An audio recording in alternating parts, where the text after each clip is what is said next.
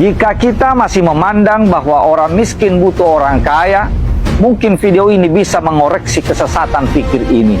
Orang kayalah yang sesungguhnya butuh orang yang miskin. Di mata Rasulullah, orang yang miskin mendapat keistimewaan yang sangat. Beberapa hadis menyebutkan setidaknya 3 hal kenapa mereka mulia. Pertama, karena penghuni surga diisi kebanyakan orang miskin. Kedua, orang miskin mendahului masuk surga dari orang yang kaya. Dan yang ketiga, berkah dan doa orang miskin itu diijabah. Nabi Muhammad dalam beberapa hadis digambarkan sebagai orang yang miskin.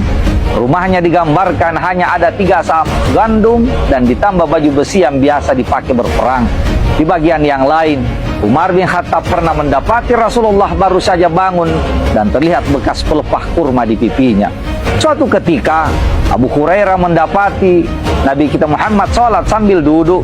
Saat ditanya keadaannya, Rasulullah sambil memegang perutnya mengatakan ia lapar.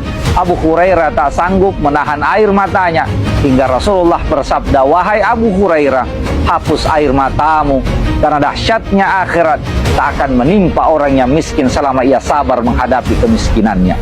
Jika harta kita adalah apa yang kita makan, maka semua makanan itu akhirnya akan berubah menjadi kotoran. Jika harta yang kita punya adalah apa yang kita pakai, maka pakaian itu toh akan tua, sobek dan akhirnya akan lapuk. Lalu mana harta kita?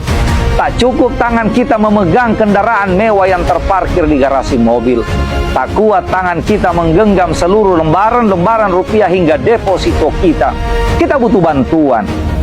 Kita butuh orang lain agar semua barang-barang itu terantar hingga melintasi batas akhirat. Kita butuh tempat penitipan barang, mungkin bernama ekspedisi transendental. Caranya, kita titip ke orang miskin, kita serahkan ke anak yatim, kita belanjakan ke pesantren dan rumah-rumah tahfiz. Mereka lah yang akan membawa seluruh harta kita sampai ke akhirat. Harta kita adalah harta yang kita belanjakan di jalan Allah.